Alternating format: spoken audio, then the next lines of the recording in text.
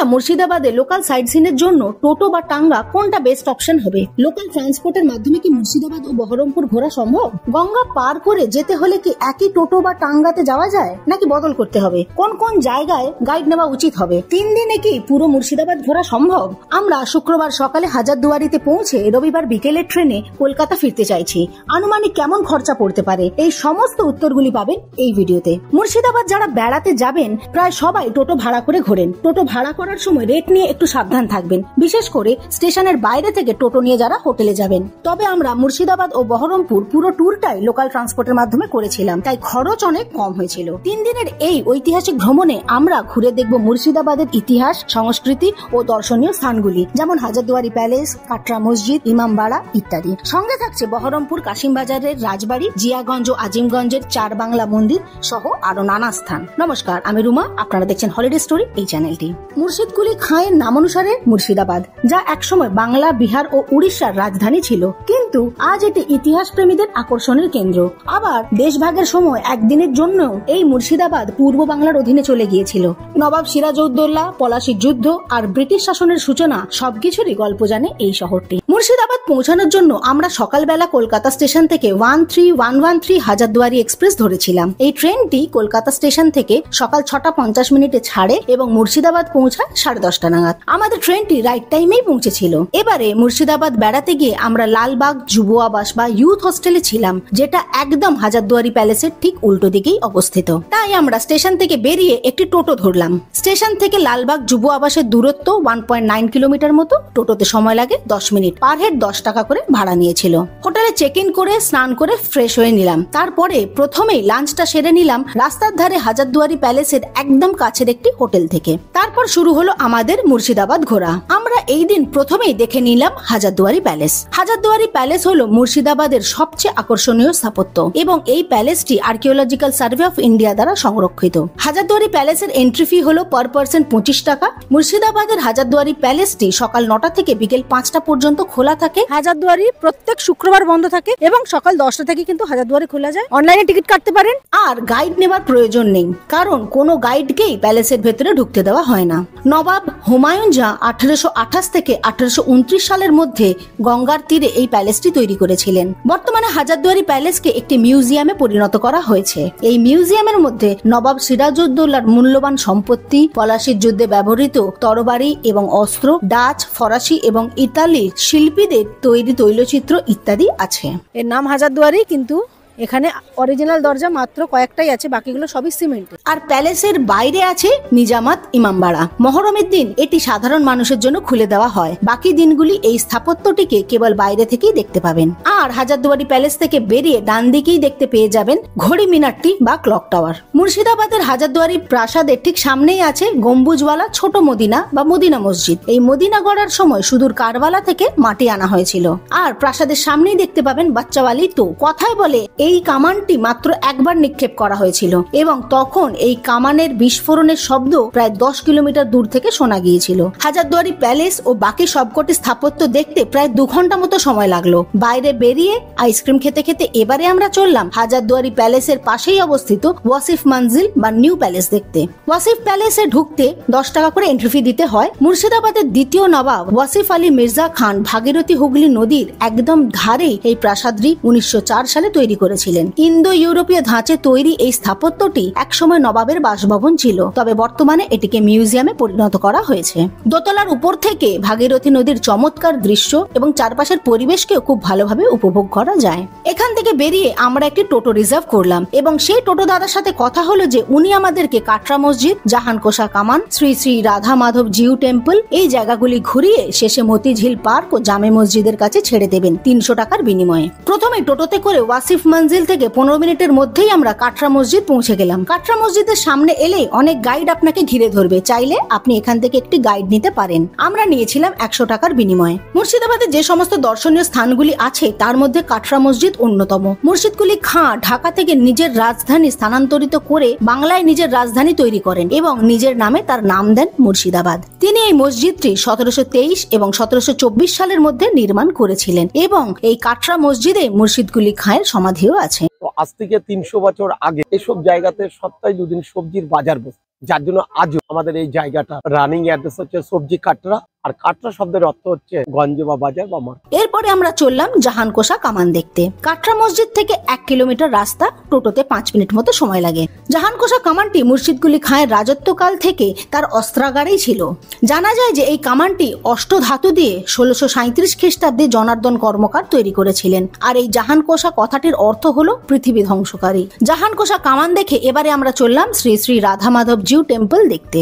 দূরত্ব 4 কিলোমিটার, টোটোতে সময় লাগে 20 মিনিট মতো। 1609 খ্রিস্টাব্দে বংশীবদন ঘোষ নামে এক ভক্ত বৃন্দাবন থেকে রাধা মাধবের মূর্তি নিয়ে এসে এইখানে পুজো করেছিলেন। অতীতে একটি মাধবী লতা গাছের নিচে দেবতাদের প্রতিষ্ঠা করা হয়েছিল, তাই এই জায়গাটিকে মাধবীকুঞ্জও বলা হয়। তবে সময়ের সাথে সাথে পুরনো মন্দিরটি ভেঙে পড়ে এবং তারপর থেকে দেবতাদের নতুন মন্দিরে স্থানান্তরিত করা হয়। তবে এখনো সেই মাধবী গাছটি বর্তমান আছে।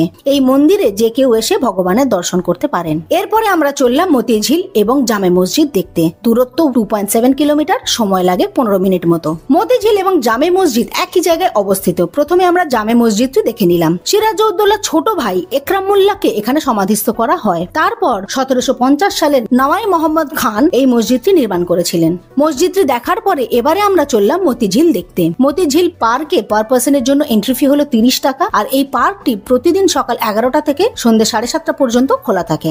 মতিঝিল হলো ভাগীরথী নদীর একটি পরিত্যক্ত অংশ। নবাব আমল থেকে এই লেকে ব্যাপক মুক্ত চাষ হতো, তাই এই ঝিলটির নাম হলো মতিঝিল। মতিঝিল পার্কটি একটি অ্যামিউজমেন্ট পার্কের মতো। ভিতরে টয় ট্রেন, বোটিং, বাচ্চাদের জন্য মিকি মাউস, আরো অনেক কিছু আছে। আলাদা করে টিকিট কেটে এই রাইডগুলি আপনারা এনজয় করতে পারবেন। মতিঝিল পার্কের বাইরে প্রচুর খাবার দাবার এবং গিফট আইটেম কেনার স্টলও আছে। প্রথম দিনের ঘোরাঘুরি আমাদের এখানেই শেষ।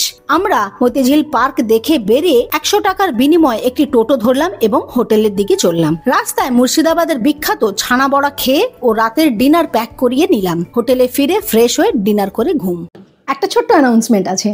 আমাকে সাপোর্ট করতে চাইলে মুর্শিদাবাদ ট্যুরের এই ইবুকটি কিনতে পারেন। দাম মাত্র 99 টাকা। এখানে আমি খুব ছোট্ট করে সব ডিটেলসগুলি দিয়ে দিয়েছি। এই ইবুকটি আপনার সঙ্গে থাকলে ম্যাপ সহ একটা প্রপার ট্রাভেল গাইড পেতে পারেন, যেটা আপনাকে মুর্শিদাবাদ ঘুরতে গিয়ে চট করে ডিসিশন নিতে সাহায্য করবে। ধন্যবাদ।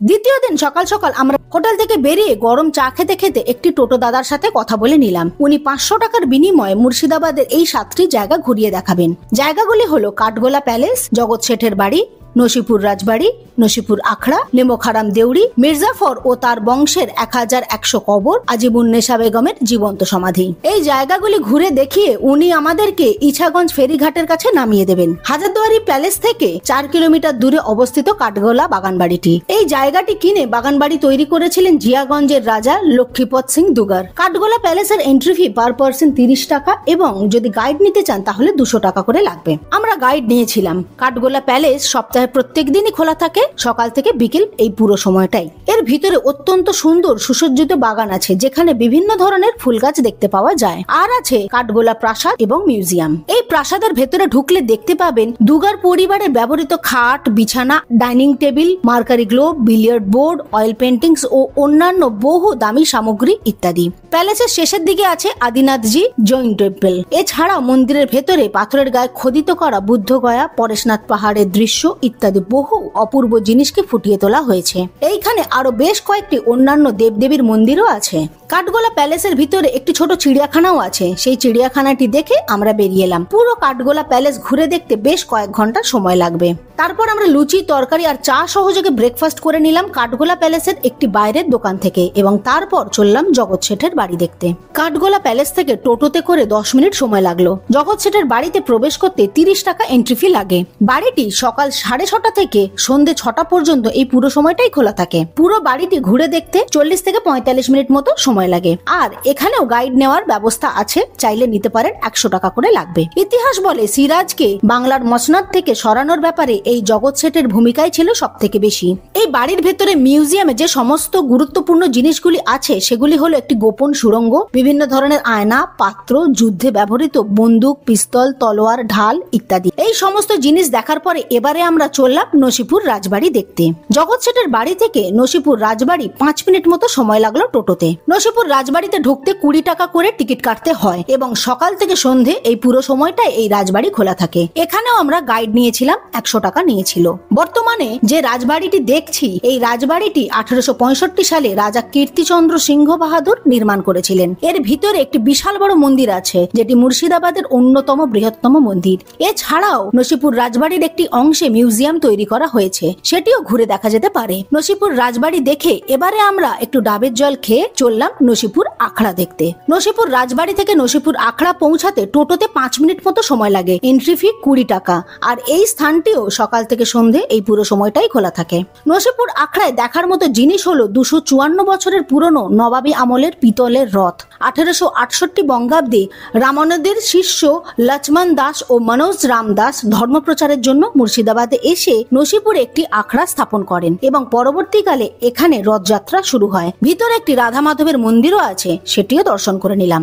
নসিপুর আখড়া দেখতে বেশিক্ষণ সময় লাগে না, 15-20 মিনিটের মধ্যেই হয়ে যায়। এরপরে আমরা চললাম নেমোখারাম দেউড়ি দেখতে। রাস্তার ধারেই পড়ে এই ঐতিহাসিক গেটটি। একসময় এই গেটটি ছিল মির্জাফরের প্রাসাদের প্রধান প্রবেশদ্বার। 1957 সালের পলাশির যুদ্ধে বিশ্বাসঘাতকতার জন্য মির্জাফরকে নেমোখারাম নাম দেওয়া হয়। তারপর থেকে এই প্রাসাদের প্রবেশদ্বারটিকে নেমোখারাম দেউড়ি নামে বা বিশ্বাসঘাতকের গেট নামে ডাকা হয়। বর্তমানে গেটটি প্রায় ভগ্ন অবস্থায় দাঁড়িয়ে রয়েছে। নেমোখারাম দেউড়ি দেখে এবারে আমরা চললাম মির্জাফর ও তার বংশের 1100 জনের কবর দেখতে। টোটোতে 5 মিনিট মতো সময় লাগলো। মির্জাফর ও তার বংশের 1100 জনের কবর দেখতে হলে 10 টাকা দিয়ে এন্ট্রি ফি কাটতে হয়। এখানে গাইডের ব্যবস্থাও আছে, 50 টাকা করে এক একজন চাইছে। আমরা গাইড নিইনি।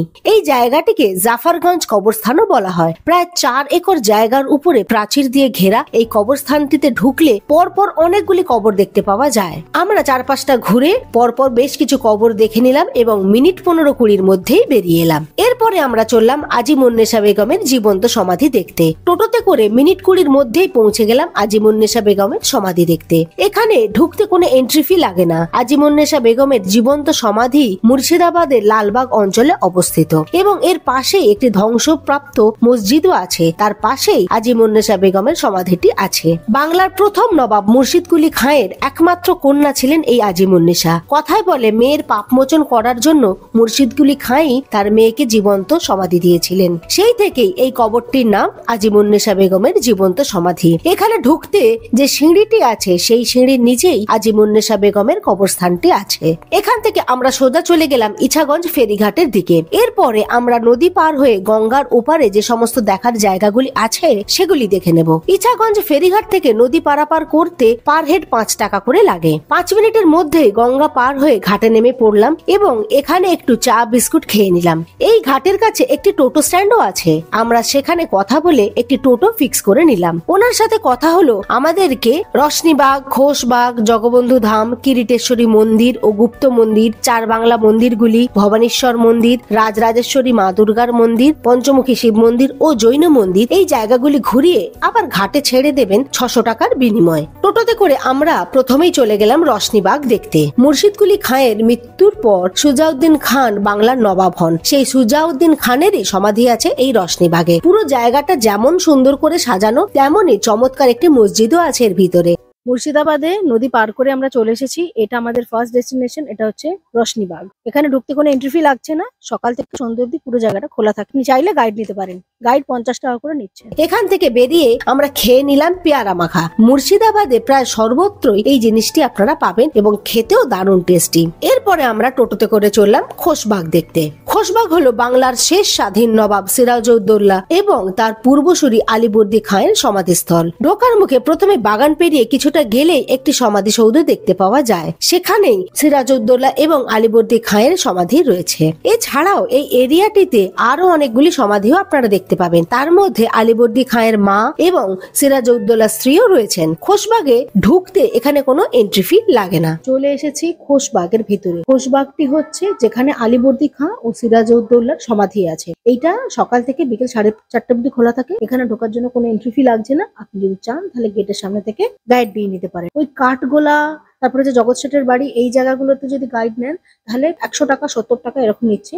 আর এই ছোট ছোট সমাধিগুলো যেগুলো আছে, এখানে যদি গাইড নেন 50 টাকাতেই ওনারা ঘুরিয়ে দিচ্ছেন পুরো জায়গাটা। এরপরে আমরা চললাম টোটোতে করে জগবন্ধু ধাম বা ডাহাপাড়া ধাম দেখতে। বিশাল বড় এলাকা নিয়ে মন্দিরটি তৈরি হয়েছে, আর যদি দুপুরবেলা যান 12টার মধ্যে তাহলে এখানে কিন্তু ভগবানের প্রসাদ পাওয়ার ব্যবস্থা আছে। আর সীতা নবমীতে জগবন্ধু প্রভুর জন্মদিন উপলক্ষে এখানে বিশাল বড় মেলা এবং নাম সংকীর্তনের আয়োজন করা হয়। জগবন্ধু ধাম মন্দিরটি প্রতিদিনই খোলা থাকে সারাদিন ধরে, তবে মূল গর্ভগৃহটি ভোর 5টা থেকে বেলা 11টা পর্যন্ত এবং বিকেল 4টে থেকে রাত 8:30 পর্যন্ত খোলা থাকে। মন্দিরের বাইরে জিলিপি ও গজা খেয়ে এবারে আমরা চললাম কিরিটেশ্বরী মায়ের মন্দির দেখতে। ডাহাপাড়া জগবন্ধু ধাম থেকে 10 মিনিটের মধ্যেই পৌঁছে গেলাম কিরিটেশ্বরী মায়ের মন্দির। পশ্চিমবঙ্গে যতগুলি সতীপীঠ আছে তার মধ্যে কিরিটেশ্বরী অন্যতম। মায়ের মন্দিরের সামনে থেকে ফুল মিষ্টি কিনে মায়ের পুজো দেওয়া যায় এবং প্রত্যেকদিন দুপুরবেলা এখানে কুপন কেটে মায়ের ভোগ খাওয়ার ব্যবস্থাও আছে। আর এখানে মায়ের মন্দির সারাদিনই খোলা থাকে। আমরা যে সময় গিয়েছিলাম সেই সময় এখানে একটি মেলা বসেছিল, তাই মায়ের দর্শন করে পুরো মেলাটিও ঘুরে নিলাম। এরপরে এখান থেকে টোটোতে করে চলে গেলাম কিরিটেশ্বরী মায়ের গুপ্ত মন্দির দেখতে। কথায় বলে কিরিটেশ্বরী মায়ের মন্দির নাকি আগে এখানেই ছিল, পরবর্তীকালে মন্দিরটি এখান থেকে স্থানান্তরিত করা হয়। এখানে কিরিটেশ্বরী শিব মন্দিরও আছে, সেটিও দেখে নিলাম। আর কিরিটেশ্বরী মায়ের গুপ্ত মন্দিরে দুপুরবেলা আমিষ ভোগ খাওয়ানো হয়। মন্দিরটির পাশে বিশাল বড় একটি ঝিল আছে, আমরা সেখানে বেশ কিছুক্ষণ বসে রেস্ট নিলাম। তারপরে চললাম চার বাংলা মন্দিরগুলি দেখতে। পথে একটি লোকাল ধাবা থেকে লাঞ্চটা সেরে নিলাম। মুর্শিদাবাদের আজিমগঞ্জে ভাগীরথী নদীর তীরে চার বাংলা মন্দিরটি অবস্থিত। বাংলার টেরাকোটা স্থাপত্যের এ এক অপূর্ব নিদর্শন। 1800 শতকের নাটোরের রানী ভবানীর পৃষ্ঠপোষকতায় এই মন্দিরগুলি তৈরি হয়েছিল। চার বাংলা মন্দিরের 4টি কাঠামো ও পোড়ামাটির তৈরি ভাস্কর্য বাংলায় আর কোথাও দেখতে পাওয়া যাবে না। এখানে একটি উঠোনকে ঘিরে 4টি একচালা বাংলা স্থাপত্য রীতিতে মন্দির তৈরি করা হয়েছে। চার বাংলা মন্দিরগুলি দেখে তার পাশের রাস্তা দিয়ে এগিয়ে গেলেই দেখতে পাওয়া যাবে ভবানেশ্বরের মন্দির। এখন আমরা সেটাই দেখছি। বিশাল উচ্চতা বিশিষ্ট এই মন্দিরটি একেবারে অন্যরকম দেখতে এবং এই মন্দিরে 8টি প্রবেশদ্বার আছে। আর মন্দিরের ভিতরে ভবানেশ্বর নামে মহাদেবের একটি বিশাল বড় শিবলিঙ্গও আছে। ভবানেশ্বরের মন্দিরের পাশেই তার উল্টো দিকের রাস্তাতেই আছে শতাব্দী প্রাচীন রাজরাজেশ্বরী মায়ের মন্দির। আজিমগঞ্জে এই রাজরাজেশ্বরী মায়ের যে রূপ সেটি হলো দুর্গার আরেকটি রূপ। তাই প্রত্যেক বছর দুর্গাপূজার সময় এখানে বিশাল আয়োজন হয় এবং বহু ভক্তের সমাগমও ঘটে। এবং কলকাতা থেকে দুর্গাপূজার সময় যদি এখানে আসা যায় তাহলে গ্রামের দুর্গাপুজো কিরকম হয় তার একটি ঝলকও উপভোগ করা যাবে। মা রাজরাজেশ্বরী দর্শন করে এবারে আমরা ফেরার পথ ধরলাম। তখন প্রায় বিকেল শেষ হয়ে আসছে। পথে দেখে নিলাম গঙ্গা নদীর তীরে অবস্থিত পঞ্চমুখী বা পাঁচমুখী শিব মন্দির। প্রায় 350 বছর পুরনো এই টেরাকোটা শিব মন্দিরটি বাংলার দুচালা শৈলীতে নির্মাণ করা হয়েছে। মন্দিরের চারপাশটি খুবই সুন্দর করে সাজানো গোছানো এবং বাবা মহাদেবের পুজোও দেওয়া যায় এখানে। এবং মন্দিরটি সকাল 6টা থেকে সন্ধ্যে 7টা পর্যন্ত খোলা থাকে। পঞ্চমুখী শিব মন্দির দেখে এবারে আমরা চললাম আজকে আমাদের শেষ ডেস্টিনেশনের দিকে। টোটোতে করে অল্প সময়ের মধ্যেই পৌঁছে গেলাম মুর্শিদাবাদের আজিমগঞ্জের বিখ্যাত জৈন মন্দির দেখতে। মুর্শিদাবাদে জগৎ শেঠের হাত ধরে বহু জৈন পরিবার এখানে আসেন ব্যবসা বাণিজ্য করতে। আস্তে আস্তে তখন থেকেই এখানে একটি বিশাল বড় জৈন কলোনি তৈরি হয়। মুর্শিদাবাদের ভাগীরথী নদীর উভয় তীর মিলিয়ে প্রায় 14টি জৈন মন্দির আছে। মন্দিরটি প্রায় সারাদিনই খোলা থাকে এবং একজন কেয়ারটেকার আছেন, উনি আমাদেরকে মন্দিরের ভিতরটা পুরোটা ঘুরিয়ে দেখালেন। অবশেষে দিনের শেষে ঘোরাঘুরি আমাদের এখানেই শেষ হলো। আমরা যখন জৈন মন্দির দেখে বেরোলাম তখন সন্ধে হয়ে গেছে। এবারে চা বিস্কুট খেয়ে টোটোতে করে আস্তে আস্তে ইছাগঞ্জ ফেরিঘাটের কাছে পৌঁছালাম। আমরা গঙ্গা পার হয়ে বেলা 12টা নাগাদ টোটোতে করে ঘোরাঘুরি শুরু করেছিলাম। এই সবকটি জায়গা ঘুরতে প্রায় 5 ঘন্টা মতো সময় লেগেছিল। সন্ধ্যেবেলা যখন নদী পার করছি তখন দূর থেকে দেখতে পেলাম হাজারদুয়ারি প্যালেসের আলো জ্বলে গেছে। চারিদিকের অন্ধকারের মধ্যে হলুদ রঙের প্যালেসটি দেখতে ছবির মতো সুন্দর লাগছিল। অপূর্ব সেই দৃশ্য উপভোগ করতে করতে নদী পার হয়ে আমরা হোটেলে ফিরে এলাম। মুর্শিদাবাদ ট্যুরে আজকে আমাদের লাস্ট দিন। আজ আমাদের প্ল্যান ছিল যে সকালবেলা মুর্শিদাবাদ থেকে বহরমপুর যাব, ওখান থেকে বিভিন্ন টুরিস্ট স্পটগুলি দেখে আবার বিকেলবেলা মুর্শিদাবাদ থেকে ট্রেন ধরে কলকাতা ফিরবো। রেডি হয়ে লাগেজ গুছিয়ে হোটেল থেকে চেক আউট করে বেরিয়ে পড়লাম বহরমপুরের উদ্দেশ্যে। প্রথমে হোটেল থেকে টোটোতে করে পৌঁছে গেলাম মুর্শিদাবাদ বাস স্ট্যান্ডে। 10 টাকা করে এক একজনের জন্য ভাড়া নিল। তারপর মুর্শিদাবাদে বাস স্ট্যান্ড থেকে লোকাল অটোতে করে পৌঁছে গেলাম বহরমপুর। এক একজনের জন্য 25 টাকা করে ভাড়া নিল। নিল। মুর্শিদাবাদ বাস স্ট্যান্ড থেকে বহরমপুর 10 কিলোমিটার মতো রাস্তা, অটোতে আধ ঘন্টা মতো সময় লাগে। এখানে নেমে আগে আমরা পরোটা তরকারি দিয়ে ব্রেকফাস্ট করে নিলাম একটি লোকাল দোকান থেকে। আমরা এখন দাঁড়িয়ে আছি বহরমপুরের যে বাস স্ট্যান্ড আছে ঠিক তার কাছে। এই জায়গাটাকে রানীবাগও বলা হয়। এই জায়গা থেকে কিন্তু লালবাগের জন্য বা মুর্শিদাবাদের জন্য কিন্তু আপনারা অটো পেয়ে যাবেন। শেয়ার অটো এখান থেকে পাওয়া যায়। এই যে এরকম অটো 25 টাকা করে পার হেড ভাড়া না, এখান থেকে 9-10 কিলোমিটার মতো রাস্তা। তারপরে একটি টোটো দাদার সাথে কথা বলে ঠিক করলাম রাখাল দাস বন্দ্যোপাধ্যায় মিউজিয়াম, বহরমপুরের বিষ্ণুপুর কালীবাড়ি, ডাচ সিমেট্রি, ব্যাসপুর শিব মন্দির, কাশিম বাজারের প্যালেস অফ রয়েস বা রায়দের রাজবাড়ি যেটি সেটি, কাশিম বাজার শ্রীপুর প্যালেস বা Nandi mansion, old English symmetry, Pataleshwar মন্দির, সতীদাহ ঘাট, জায়গাগুলি উনি আমাদেরকে ঘুরিয়ে দেখাবেন 500 টাকার বিনিময়ে। তারপর আমরা প্রথমেই চলে গেলাম রাখাল দাস বন্দ্যোপাধ্যায় মিউজিয়াম দেখতে। বহরমপুর বাস স্ট্যান্ড থেকে 650 মিটার মতো রাস্তা, টোটোতে 5 থেকে 7 মিনিট মতো সময় লাগে। রাখাল দাস হলেন সিন্ধু সভ্যতার অন্যতম আবিষ্কারক, আর এই রাখাল দাস বন্দ্যোপাধ্যায় মুর্শিদাবাদ জেলার বহরমপুরে জন্মগ্রহণ করেছিলেন, তাই তার নামেই এই মিউজিয়ামটি গড়ে তোলা হয়েছে। তবে মিউজিয়ামের ভেতরে ফটোগ্রাফি অ্যালাউড নয়। এই মিউজিয়ামটি সকাল 10টা থেকে বিকেল 6টা পর্যন্ত খোলা থাকে, আর ঢুকতে পার হেড 10 টাকা করে এন্ট্রি ফি লাগে। ভেতরে ঢুকলে অনেক কিছু স্টাফ অ্যানিমেল তো দেখাই যাচ্ছে, তার সঙ্গে সঙ্গে প্রচুর বই, এখানকার বিখ্যাত যে সমস্ত পোয়েট অথর আছে তাদের জীবনী, তাদের ডেসক্রিপশন সমস্ত কিছু লেখা আছে। এরপর আমরা চলে গেলাম মুর্শিদাবাদ জেলার বিষ্ণুপুর কালীবাড়ি দেখতে। মা কালী এখানে করুণাময়ী রূপে পূজিতা হন এবং মা এখানে চতুর্ভুজা। আমরা যখন গিয়েছিলাম তখন এখানে একটি মেলার আয়োজন হয়েছিল। আমরা মেলায় একটু ঘোরাঘুরি করে চললাম আমাদের পরবর্তী গন্তব্যের দিকে। এবারে আমরা 5 মিনিটের মধ্যেই পৌঁছে গেলাম ডাচ সিমেট্রির কাছে। 18th সেঞ্চুরির 47 জন ডাচ ব্যবসায়ীর সমাধি রয়েছে এইখানে। রাস্তার ওপরেই সমাধিস্থলটি অবস্থিত। গেট দিয়ে ভেতরে ঢুকলেই পরপর সমাধিগুলি দেখতে পাওয়া যায়। এখানে বেশিরভাগ কবরই ওয়েবলিক্স বা সরু পিরামিডের মতো এবং গম্বুজের মতো দেখতে। তবে সব থেকে আকর্ষণীয় হলো ট্যামেরস ক্যান্টার্স ভিজারের এই সাদা গম্বুজাকৃতি কবরটি। বহরমপুরে কি আর মুর্শিদাবাদে কি যে সমস্ত আর্কিওলজিক্যাল সাইটের আন্ডারে পড়ে যে সাইটগুলো আছে, সেই সাইটগুলো কিন্তু ওনারা 4টের মধ্যে 4:30টার মধ্যে বন্ধ করে দেয়। সুতরাং পারলে ওগুলো কিন্তু আগে দেখে নেবেন। ডাচ সিমেট্রি দেখে 10 মিনিটের মধ্যেই এবারে আমরা পৌঁছে গেলাম ব্যাসপুর শিব মন্দির দেখতে। এই ব্যাসপুর শিব মন্দিরটি 1811 সালে নির্মিত হয়েছিল। মন্দিরে ঢুকতে একপাশে একটি বিশাল হরগৌরী বা শিব পার্বতীর মূর্তি দেখতে পাওয়া যায়। মন্দিরের গর্ভগৃহের ভেতরে 5 ফুট উঁচু একটি শিবলিঙ্গ আছে। ভক্তরা সেইখানে বাবা ব্যাসদেবকে পুজো দিতে পারবেন। প্রতিদিন সকাল ও বিকেলে বাবার পুজো দেওয়া হয় এবং দুপুরবেলা মন্দিরটি বন্ধ থাকে। আর শিবরাত্রির সময় মন্দিরের কাছে 7 দিন ব্যাপী মেলাও বসে। এখন আমরা চলে এসেছি ব্যাসপুর শিব মন্দির দেখতে। বহরমপুরের যে ডাচ সিমেট্রি আছে সেখান থেকে 5 মিনিটের মতো রাস্তা। এই মন্দিরটি সকাল 6টা থেকে বেলা 2টো পর্যন্ত, আবার 2টো থেকে 4টা অব্দি বন্ধ থাকে, 4টা থেকে 8টা পর্যন্ত খোলা থাকে। প্রত্যেক সোমবার দিন কিন্তু সারাদিনই খোলা থাকে। যদি আপনারা এখানে ভোগ প্রসাদ পেতে চান তাহলে এখানে দেওয়া ফোন নাম্বারে আপনারা যোগাযোগ করতে পারেন। এই মন্দিরটা একটা বহু পুরনো মন্দির। এই মন্দিরের গায়ে যে টেরাকোটার কাজ আছে সেটা দেখলে আইডিয়া হবে। এবারে আমরা চললাম ব্যাসপুর শিব মন্দিরের একদম কাছেই অবস্থিত রায় পরিবারের রাজবাড়ি দেখতে। বর্তমানে এখানে ঢুকতে 50 টাকা করে এন্ট্রি ফি দিতে হয়। একজন গাইডও যান সঙ্গে, যিনি পুরো প্যালেসটি হেঁটে ঘুরিয়ে দেখান। এই রাজবাড়ির মধ্যে বলরুম, বিশাল লম্বা করিডোর, দুর্গা ও চণ্ডী মণ্ডপ ইত্যাদি বহু কিছু দেখতে পাওয়া যায়। কাশিম বাজার প্যালেস অফ রয়েসের ইতিহাস শুরু হয় 1700 সালে। প্রথম দিকে অযোধ্যা রাম রায় কাশিম বাজারের রেশমের ব্যবসা করে। এই জায়গাতেই লক্ষ্মী মন্দির, চণ্ডী মণ্ডপ, প্রাসাদের কিছু অংশ নির্মাণ করেছিলেন। বর্তমানে প্যালেস অফ রয়েসের বেশ কিছু ঘরকে হোটেলে রূপান্তরিত করা হয়েছে। কাশিম বাজার দ্য প্যালেস অফ রয়েসে ঢোকার আগে ওই রাজবাড়ি সংলগ্ন একটি সুগার এন্ড স্পাইস আছে। আমরা সেখানে কিছু স্ন্যাক্স ও পেস্ট্রি খেয়ে তারপরে রাজবাড়িতে ঢুকলাম। এরপর এখান থেকে কিছুটা দূরেই দেখে নিলাম কাশিম বাজার শ্রীপুর প্যালেস বা নন্দী ম্যানশন। একদম রাস্তার ওপরেই এই শ্রীপুর প্যালেসটি দেখতে পাওয়া যায়। তবে এই বিশাল বড় প্যালেসটিকে বাইরে থেকেই দেখতে হবে, কারণ এখানে ভেতরের প্রবেশ করার অনুমতি নেই। সিরাজউদ্দৌলার লোকরা যখন হেস্টিংসকে তাড়া করেছিল তখন শ্রীকান্ত নন্দী তাকে আশ্রয় দিয়েছিলেন। পরবর্তীকালে এই শ্রীকান্ত নন্দী শ্রীপুর প্যালেস বা নন্দী ম্যানশনটি তৈরি করেন। এরপরে আমরা দেখে নিলাম ওল্ড ইংলিশ সিমেট্রি। এটিও নন্দী ম্যানশনের একদম কাছেই অবস্থিত ও রাস্তার ধারে রয়েছে এই ছোট কবরস্থলটি। পলাশির যুদ্ধের পর কাশিম বাজারে মারা যাওয়া বিভিন্ন ব্রিটিশ কর্মকর্তা ও তাদের পরিবারের সদস্যকে এখানে সমাধিস্থ করা হয়।